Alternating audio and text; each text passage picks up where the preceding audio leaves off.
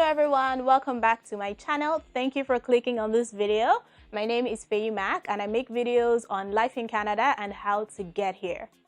Thanks for tuning in today and I hope you enjoyed this video. Today I'm going to be talking about the IELTS general exam and how to pass. I did the IELTS exam once and I actually got the highest band that I needed for express entry, which is the program that lets you move to Canada. We're going to talk about all of that in detail in another video, but today we're going to be focusing on the IELTS exam just because it came very highly requested. So sorry to divert from the student run that I had for my previous videos, but today, we'll just be talking about this quickly and I have a presentation for you guys. So look, you have to smash that subscribe button and like this video because I went in for you guys. I'm releasing this video now that you're watching it today, and there's also going to be a discussion on Dr. Adiola's channel. So for those who don't know, Dr._Olubamiji on Instagram. Today, the day that this video is dropping, we're actually going to be having a conversation about this in more detail. So I'll be presenting in more detail, so don't miss that. It's going to be 5 p.m. Nigerian time today and 12 noon Canadian time in case you still want to watch, so make sure you don't miss that. Yes, so like I said, in today's video I'm going to be demystifying this almighty IELTS that people are running away from. People that really want to move, they hear IELTS and next thing they're running and they're gone and they're forgetting about their goals of moving just because of IELTS. Now, let me give this disclaimer, okay? There are two different IELTS tests. There's the academic and there's the general. The academic is for school, the general is for, other purposes like immigration, okay? So today, this video is going to be on the general exam. I already mentioned in my previous videos that if you're going to school in Canada, some schools will waive the IELTS requirement for you. All you have to do is call them, send them an email, get a letter from your school, whatever it is. That's not for today, okay? So this video is about the general exam for immigration. So if you're trying to move to Canada or you're in Canada on a temporary resident visa, make sure you stick on to the end of this video. I have some gems that I'll be dropping in this video, okay? Thank you again. Okay, so my purpose and goal for this video is actually to get you to take the IELTS exam one time and to hit CLB 9 or 10. I really want to say 10, CLB 10 or nothing. But it's okay. I know that not everybody will hit CLB 10 and it's fine as long as it's enough to get you your goal. Okay, so if you don't know what CLB is, it means the Canadian Language Benchmark. So this is how Canada is, assessing your English language proficiency, okay? There's another kind of exam as well, the CELPIP, but today it's all about IELTS. Now, what are you being tested on? You're being tested in 4 categories. So listening, speaking, reading, and writing. They're going to test you on each of these categories. So if you're better in one area and not the other, you need to make sure that you find your weak point and work on those. This slide is basically lifted from the Canadian website, so canada.ca. That is the website, the holy grail for everything you need to know about Canada. This just shows the different CLB levels and what you need. So there's CLB 7, 8, 9, 10, and above. That just means that 10 is the maximum that you can get that would really make a difference in your CRS score. I understand that some people might not know what that is, but please just stay with me. I promise to make a video on that. I'm going to be doing a full demo showing you exactly how to fill the questionnaire and how the different elements affect your score. So please just watch this video, okay? Please. It came highly requested. That's why I'm doing it first before the general express entry talk. This is very easy to read and comprehend. CLB 7 basically means you have to have a 6 in speaking, a 6 to 7 in listening, 6 in reading, and 6 in writing. Now, my focus is going to be CLB 10 and maybe CLB 9 a little bit just because that's what I want you to aim for. You can do it. It's English, you can do it. That's why I'm making this video. CLB 10 plus would actually give you the highest, and that is 34 points. That's per group. So of course that would be times 4 for a single person. And if you're married, you know that CRS tool will take away some points, but you can gain those points back if your spouse takes the IELTS exam and aces it. Okay, so both of you should be looking to take the exam. Of course, we're going to discuss that again, like I said, in another video. Here, I'm just showing you basically what the differences are. So if you're single, I just use the single person as an example, okay? If you're single and you have CLB 7, these are the points you actually get. 68 points for your language, which is really not enough. It's not enough to get you anywhere unless you have, maybe a provincial nomination or something like that, which is, again, a whole different video. But this is what makes the difference. You can see that the difference between getting CLB 10 and CLB 7 basically just doubles your points. Like, you get double the points if you get CLB 10 as opposed to CLB 7. You know that every point counts. Every point matters, right? I know you know that. Okay, so let's narrow in on CLB 10. It's very achievable. What you should be targeting is speaking 7.5 plus, listening 8.5 plus, reading 8 plus, and writing 7.5 plus. Now, here is how. I'm just going to do this quick overview of how before I go into detail in each different group. Number one, don't underestimate the exam. Yes, I'm saying it's simply an English test. That's what it is. That's the fact. It's an English language test. But don't underestimate this exam. That is the biggest mistake you can make if you feel like, oh, it's English. I was born speaking English. I grew up speaking English. I'm from an officially English language speaking country. And so I don't need to prepare. Don't do that to yourself. You're going to fail. Or even if you don't fail because you know how to speak good English or you're proficient in the language, still study and still prepare. You have to. It's just I don't want to talk too much in this video, but please don't underestimate the exam. You need a lot of time management skills. You need to approach it with tact. You need to study, and you also need to practice a lot. There are a lot of resources that I'll be giving you in this video. Just stick with me and you're going to see them. Now, for the speaking assessment, they're not judging you by your accent. They're judging you by your fluency and coherence. They're judging your lexical resource. They're judging your grammatical range and accuracy and your punctuation. So you definitely need to make sure that you be yourself. That's what I'll say. Be yourself. Don't try to be, don't try to put on an accent or try to, impress the examiner. It's not necessary. Like, just be yourself. Just be yourself. That's what I can say. Like I said, just be clear, be fluent, pronounce your words correctly. Now, there's a difference between having an accent and pronouncing your words correctly. You need to learn how to pronounce your words correctly. So here, I've just broken them down.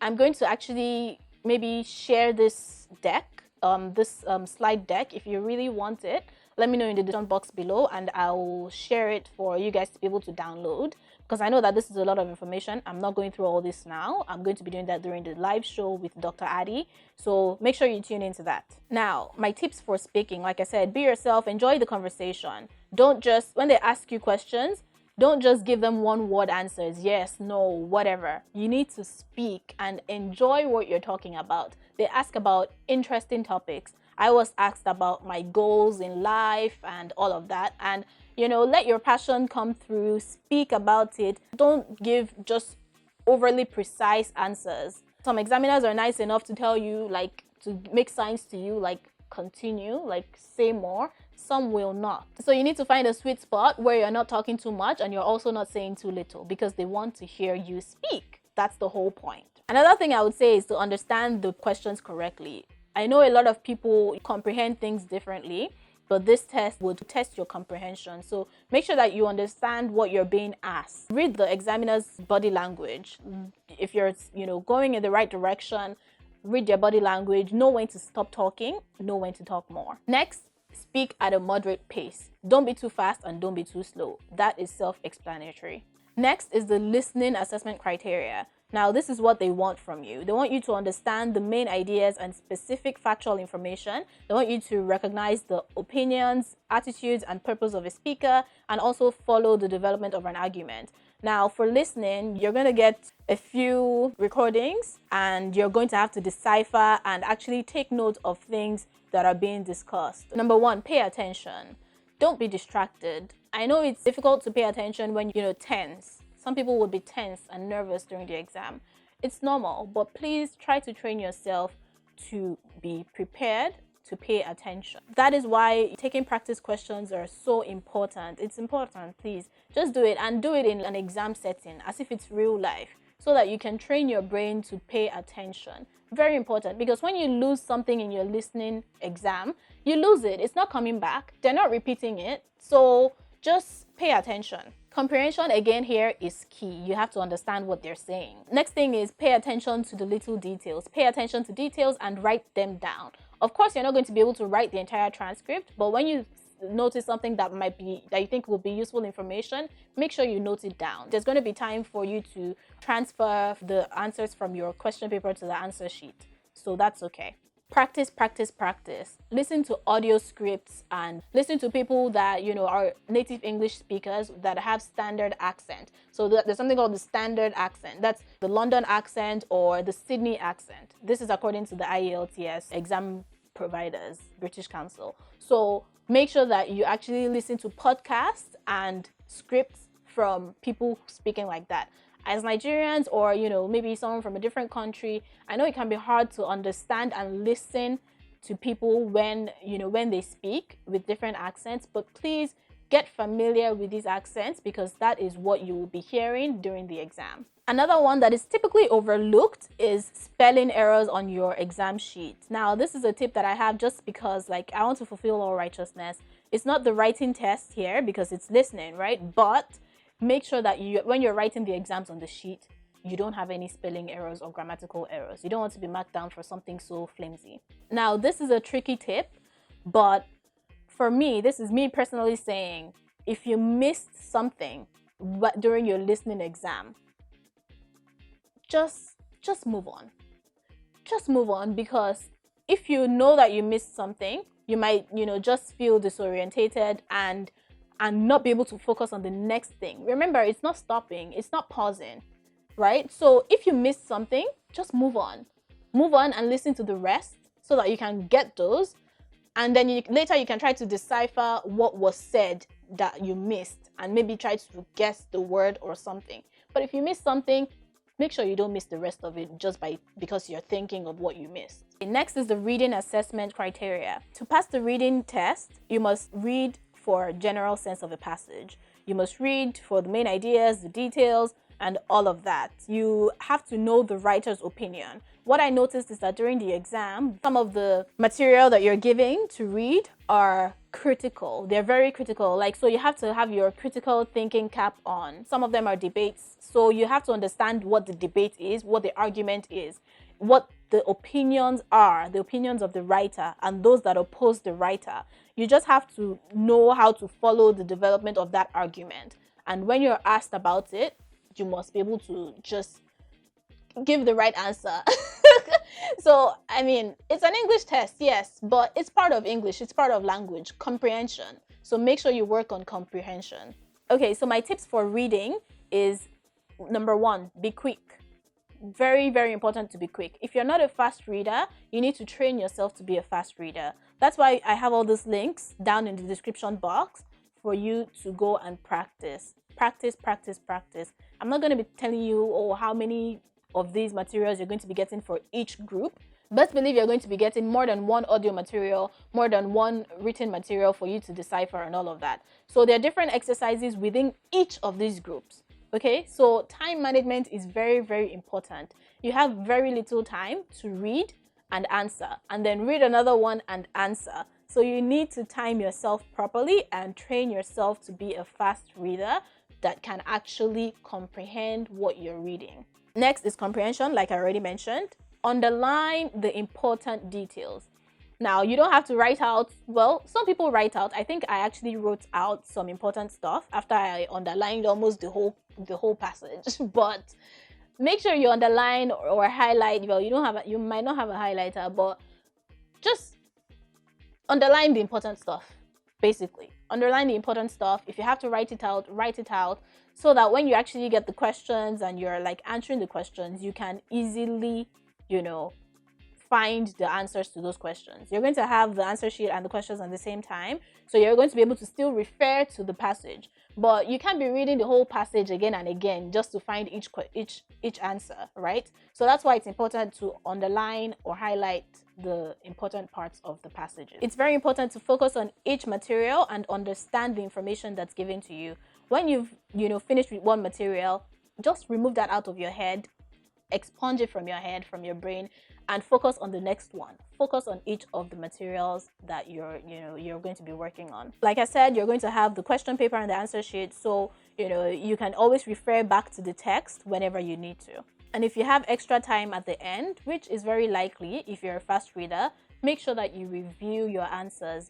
It's reading, right? So it's right in front of you. The text is right in front of you. Your answer sheet is right in front of you. You can easily scroll through the text after reading each question to make sure that you actually got it right. I did that and I'm glad. For the writing assessment criteria, this is what they're testing you on. You must write responses appropriately, you must organize your ideas, and use a range of vocabulary and grammar accurately. So let me just tell you, one of the tips, I actually didn't even add it here. I'm going to add it so that if you want the downloaded version, you can get it. One of the tips that I'll give is work on your handwriting.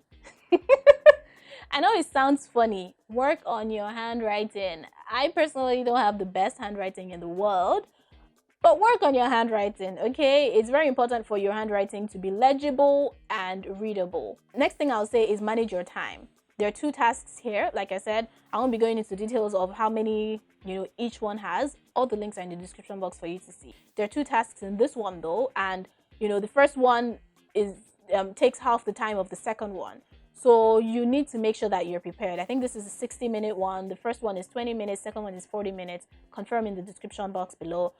So you need to make sure that you actually time yourself properly. And they're not going to say, oh, it's 20 minutes now, you now have to start the second one. No, it's up to you. If you want to spend 40 minutes on the first one, nobody's going to stop you. Do you understand? So you need to time yourself, have a wristwatch, make sure that you're not spending more than 20 minutes on the first one, so that you can have enough time for the second one. Avoid grammatical and spelling errors. This goes without saying. You want to make sure that you're not making any errors in your writing test, because that's the point. Like, you're supposed to show that you're a good writer, right? So please make sure you actually cross-check your work for any grammatical errors or spelling errors. Now, one thing I'll say is go back to the basics. I'm just going to cover like this last 3 in this. Go back to the basics. Learn about the formal and informal letter structures. Learn about punctuations. Just learn about the different sentence structures. Simple, complex, whatever. Learn how to use them correctly. Punctuations, very, very important. Please don't underestimate this. It's English, yes, but a lot of us don't even speak or write it correctly. So please, for the sake of this exam and for the sake of your relocation or your study or whatever, make sure that you actually learn punctuations. Learn and go back to the basics. Learn from the beginning, as if you're in primary school, okay? Now, these are more resources for you. These are some of my favorite links to free IELTS practice. Globalexam.com is very, very nice. Like, the interface is very user-friendly. Road to IELTS is good as well. On YouTube, we have IELTS Liz. She's super good. There's IELTS Simon. All these websites are very good for you. What I would advise is open all of them. See the ones that you really like. They're all very good and they have quality content. And just stick to 2 or 3 of them and practice.